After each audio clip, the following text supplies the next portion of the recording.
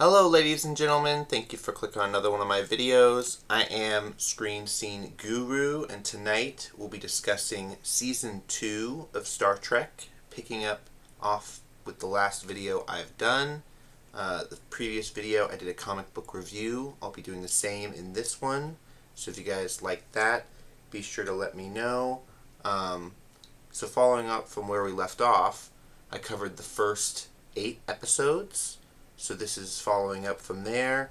Going into episode 9, we got Mephistopheles. While returning to the Enterprise aboard the shuttlecraft, Kirk, Spock, and McCoy and a seriously ill Federation diplomat find themselves kidnapped by an engineerized cloud. So a very interesting episode here, guys. We find out the aliens in this episode are spacefaring, trying to find corporeal bodies because they don't have any physical form, so they end up taking on this sick Federation diplomat, and they keep her on their planet, which is kind of interesting. They end up curing her disease, and the starship, the Enterprise, is trying to get medicine to this star system, but they are delayed in this mission, which is very interesting. Came out on November 10th, 1967. So very interesting stuff there. We've got Season 2, Episode 10, which is a top-rated episode, Journey to Babel, which is very fascinating. Going into this, we've got the Enterprise hosts a number of quarreling diplomats, including Spock's own father, Sarek. But someone on board has murdered on the mind. So very fascinating stuff here. We get to see a pre-diplomat dinner party on the Enterprise, one that many of these similar parties are hosted on several of their series, but this was the first time they officially courted one in Journey to Babel. We see that Sarek is having heart problems in this episode, where Dr. McCoy must perform a transfusion on Vulcans, and he doesn't quite know their anatomy, so that's very interesting to see. Going on to episode 11, we've got Friday's Child. The Federation clashes with the Klingon Empire over mining rights of Capella 5. A sudden coup between the warriors' mine inhabitants forces Kirk's party to flee to their own dead leader's pregnant wife. So very interesting. One of their leaders, tall, humanoid, kind of brute fighting humans that like to clash with swords. One of the women of their planet was pregnant, and McCoy had to help deliver her baby in the cave, which was fascinating stuff. And she tried to say it was McCoy's baby now, Friday's baby, Friday's child. So this is a fascinating episode. It had lighthearted, good messages in it. Moving on to episode 12, we've got The Deadly Years. The landing party from the Enterprise is exposed to a strange form of radiation which rapidly ages them. I thought this was a really fascinating episode, talking about whether or not Kirk was fit for command, and they had a whole trial with him, discussing the events of the mission where he couldn't remember. I thought this was very kind of parody on just getting older and different things we could be exposed to once we get out into space. So I thought this was pretty good. The Deadly Years came out December 8th, 1967. Going on to episode 13, we've got Obsession. Captain Kirk obsessively hunts for a mysterious cloud creature he encountered in his youth. So a very good episode talking about his first mission out of the academy. He was a ensign or a first officer aboard a starship where this unknown creature got aboard their ship. It killed their captain, killed 200 of their crew, where Captain Kirk was left stranded until he was picked up by another passing starship. They documented the occurrence, but the creature fled until they found it on a nearby planet. It started to kill Captain Kirk's men, and that is what leads to his obsession over the creature. Very interesting stuff. They go into, the younger years of Kirk out of the academy. I wish they kind of go into this more, but we only get fragments, little bits of it. But that came out December 15th, 1967, so pretty good. Going on to episode 14, we've got Wolf in the Fold. Kirk and the Enterprise computer become detectives after Scotty is accused of murdering women on a pleasure planet. So this is very interesting stuff too. We did find out that on this planet they do have the option of trade for their women of the evening hour. Many of these women tend to get murdered on this away shore leave with Scotty. And he blacks out. He doesn't remember what happens to these women, but he's left holding the murder weapon and in some cases looking very guilty. But they have a trial with their own psychic, and she retails the story of a murderous spirit, Jack the Ripper, other colony missions where groups of young women are slain. Apparently this spirit comes over them and possesses somebody to commit these acts in, trying to preserve the spirit's entity, preserves the darkness. Very interesting that they referenced that Jack the Ripper was never caught. They're currently doing DNA tests right now to actually find genealogy, the real Jack the Ripper. There's many theories on who he was, whether he was a doctor or not. Very fascinating. This came out in December 22nd of 1967. Going on to episode 15, Trouble with Tribbles. This was a top-rated episode, guys. Really good stuff here. To protect a space station with vital grain shipment, Kirk and the crew must deal with the Federation bureaucrats, a Klingon battlecruiser, and a peddler who sells furry, vicious little creatures as pets. This was a fascinating episode because, of course, they were trying to move this grain in between a blockade and this planet that was desperately needing food. We did find out that the Tribbles ate all the grain and it was poisonous, so it was a good thing that the grain didn't get to this new planet, this starting colony, because they would have all died. But very fascinating episode about trade and different companies. It really showed how Captain Kirk didn't like the way the Federation was going, even though they were corporate, a big company. I love the fact that he was wearing his green shirt, his blouse, most of the season as well. It was kind of this laid back Commodore outfit instead of his commander uniform in yellow. Going on to episode 16, guys. We got the Game Masters of Truxalon. Kirk, Uhura, and Chekhov are trapped on a planet where abducted aliens are enslaved and trained to perform as gladiators for the amusement of bored, faceless aliens. So, very interesting episode here. We get to see a lot more of different members of the crew, where Spock was away on the ship and Kirk had to, duke out with these aliens. This came out, Trouble with Tribbles came out on December 29th. And then the Gamesters of Truxalon came out on June 5th, or January 5th, 1968.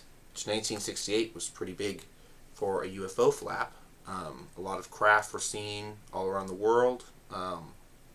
They are going into documents that are being disclosed now about that.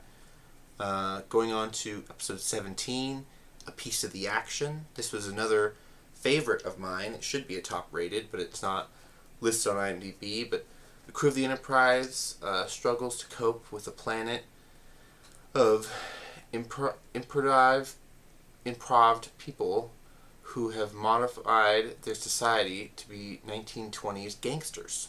So very interesting. They do have to check on a away starship that had supposedly contaminated the culture, leaving behind a giant book of the gangsters in the 1920s. And the people of the planet took that book and made their culture after it, which is very interesting. This came out on January 12th, 1968, and it was pretty good episode, very noir-like, and good for the sets because, the cost of doing space work all the time. They brought some of these episodes back down to Earth during time periods that were easy for CBS and the network to make. Episode 18, we've got the Immunity Syndrome.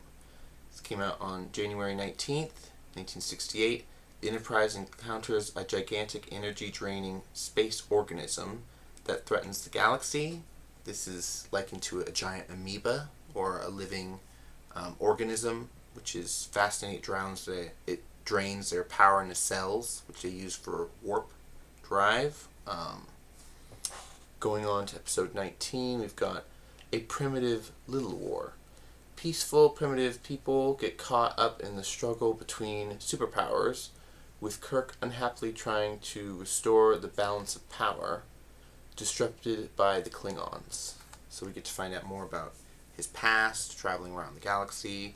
He'd been to this planet before with the leaders of this people, hunter-gatherers, that now were encountering new conflicts with people from Klingons, with flint rifles, old-style muskets that the Klingons were helping these primitives make to take over this tribe. It came out on February 2nd, 1968. So really cool stuff here. Then we got episode 20, which is Return to Tomorrow. The Enterprise is guided to a distant, long-dead world where survivors of an extremely ancient race, exiting only to disembodied energy derived from the bodies of Kirk, Spock, and astrobiologist Anne Marshall, so that they may live again. So these orbs, kind of like the boogospheres, which has been recently found in South America, they're glowing orbs which contain, entities, these intelligences from a previous disaster, and they inhabit the bodies of the crew, which is very interesting. Came out February 9th, 1968. Going on to episode 21, we've got Patterns of Force. Looking for a missing Federation cruiser, Observer, Kirk and Spock find themselves on a planet whose culture has been completely patterned after Nazi Germany. So this was a interesting episode, February 16th, 1968, about a former instructor of Kirk's who he was left to observe the culture of this society, this planet, and he influenced them to be like Nazis.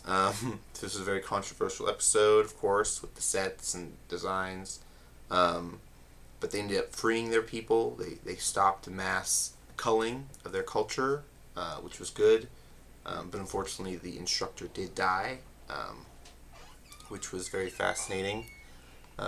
Going on to episode 22, we've got By Any Other Name. It came out February 23rd, 1968. Galactic alien scouts hijack the Enterprise for a return voyage to their home galaxy, and as a prelude to invasion, Kirk's only advantage is that they are not fully adapt to the human form they've taken on.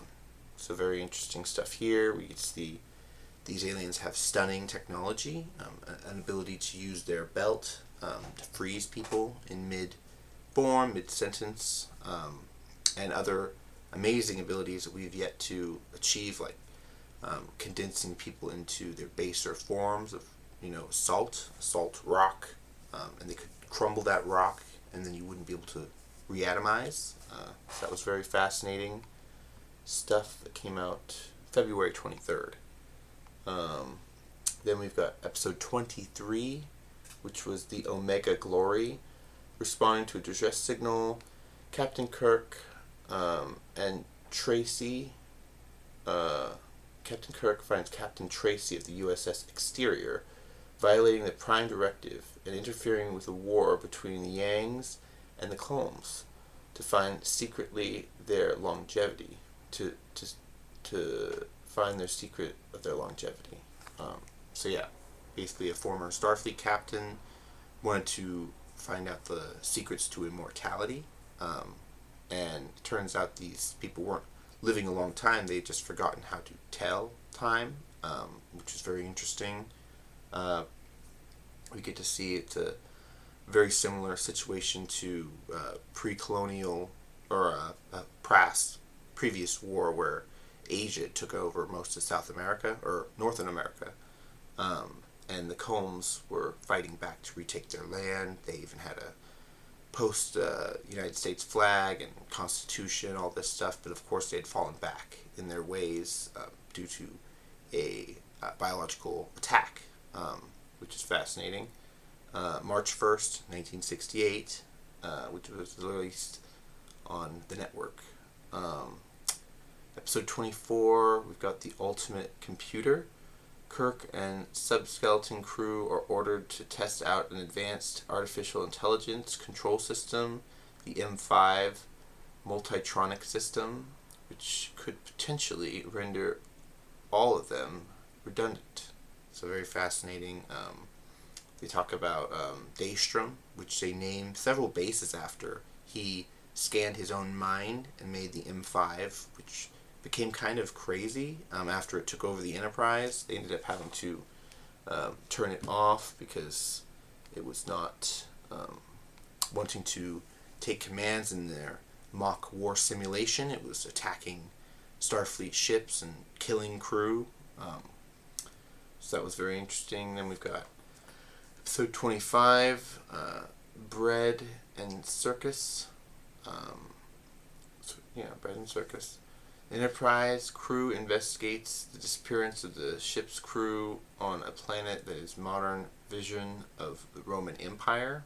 So we get to find out another Starfleet captain ended up betraying this first directive, infiltrating this Roman Empire class planet, and he actually made his crew battle in games in the arena. So that was very interesting. They got close to their current Caesar, and the starship captain assimilated into the crew. So that was very interesting for this March 15th, 1968. Then we've got the last episode, episode 26, Assignment Earth. While back in time observing Earth in 1968, the Enterprise crew encounters the mysterious guy Gary 7, who has his own agents on the planet. So I thought this was very interesting. It could have been, the start of a spin-off series if they wanted to. This Gary 7 was very much like Doctor Who.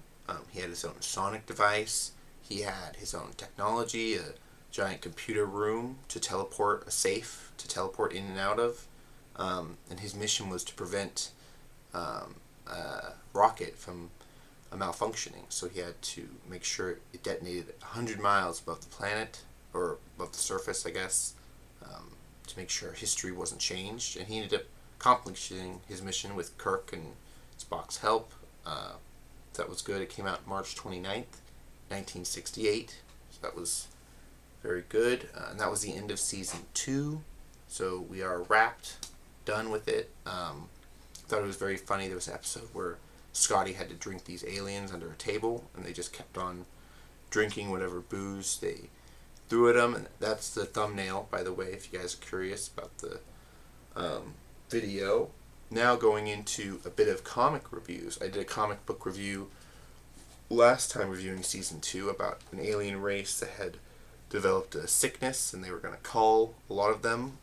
Well, this is the follow-up to that comic. Going into that, we've got issue number 6. We see, starting off, a couple aliens around a table discussing ways to take out Captain Kirk, which is very fascinating. They all seem to want to get him. And then we get a gorgeous mural depiction of Dr. McCoy pleading with the executioner not to take the lives of these aliens. And we get to see Death Skull in the sky below or above. Cure all.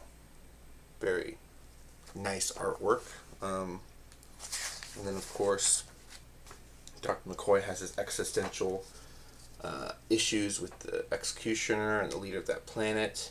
He ends up ripping the mask off the executioner, and it is him. And he wakes up from his nightmare, discussing with the other medical staff. They need to rush the job of coming up with a new vaccine.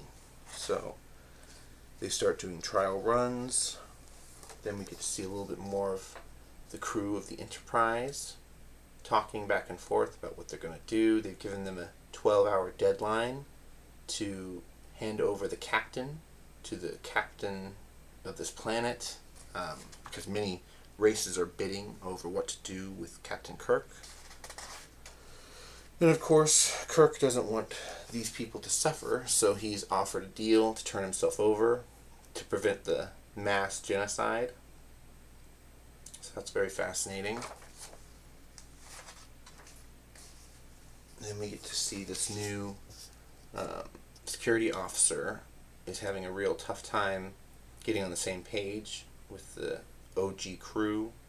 They mentioned there's a bit of a generational divide because besides Captain Kirk, Uhura, Sulu, Spock, and the Dr. McCoy, most of the other crew are much younger. So we see a little bit of the negotiations going on back and forth between what is to be done about Captain Kirk. They plan on setting a trap for him on this planet. And Kirk even makes everyone come together in the briefing room and discuss their options. And none of them really like the fact that they have to give up their captain to prevent a slaughter.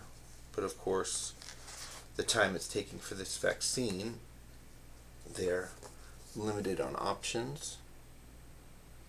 And we get to see a bit of a clash where this new logistics officer does bring up the Federation Code, which is interesting that, Spock reads it back to her that, it's not really worth sending a captain to do a first officer's job, and the Doctor agrees with them that Jim is too important to lose, considering he is a legacy member. Then we get to see the Doctor returns to the laboratory looking for a vial that appears to be missing, and Sulu gets hit on a bit by a new, younger ensign of an alien, very interesting alien race. I'm not exactly sure what they call her, but she's talking. She respects Sulu, and as an authoritative figure, we get to see the big guy sleep on his planet while an ensign from the starship Enterprise goes down to infect him with the virus, because he believes, the classes of people, the sick should die and the wealthy shouldn't, and now they've given him the virus, which I thought was great. He beamed back on the ship while kind of giving this ensign who worked the teleporter a bit of paralysis to where she wouldn't remember. He stunned her. And then we get to see they call the Enterprise back with the leader of the planet being sick and saying, "Please, Captain Kirk, I'll give you anything if you help my people from slaughter," because now he'll be one of the people that are put on execution. So I thought that was very fascinating. And then, of course, we end with the Admiral discussing ways for them to take out Captain Kirk. So it leaves on a bit of a cliffhanger. But that was this issue of Star Trek. Let me know what you guys think of Season 2. Did you guys watch any of the old classic Star Trek, or have you guys read the comics? Be sure to like the page. You can also follow me on Instagram, TikTok, on Threads, @SceneScreenGuru if you like. But that'll be it for my Season 2 review. I've already started on Season 3, so be sure to check out that, coming soon. But until next time, guys, have a good one. Bye-bye.